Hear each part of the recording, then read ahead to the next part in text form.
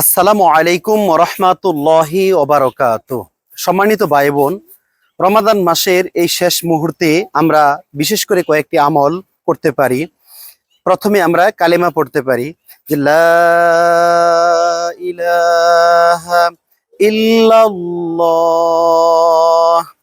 লা ইলাহা ইল্লাল্লাহ, লা ইলাহা ইল্লাল্লাহ। এই কালেমা সবচেয়ে বেশি পরিমাণে আমরা এই মুহূর্তে আমল করব।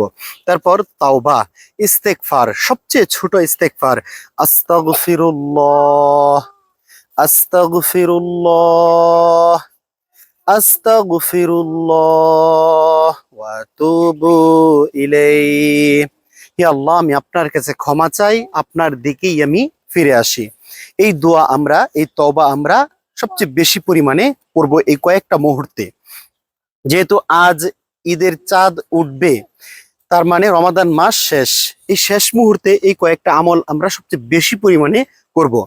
আর জাহান্নাম থেকে আমরা মহান রব্বুল আলামিনের কাছে আশ্রয় চাইব, জাহান্নাম থেকে বাঁচার জন্য দোয়া করব যে আল্লাহুম্মা আজিরনি মিনান নার, আল্লাহুম্মা আজিরনি মিনান নার।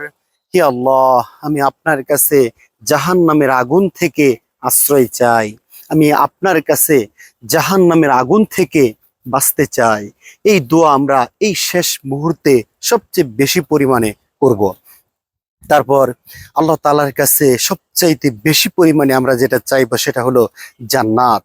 যে আল্লাহুম্মা ইন্নী আসআলুকাল জান্নাতা ওয়া আউযু বিকা মিনান নার। হে আল্লাহ, আমি আপনার কাছে জান্নাত চাই এবং আপনার কাছে জাহান্নাম থেকে মুক্তি চাই।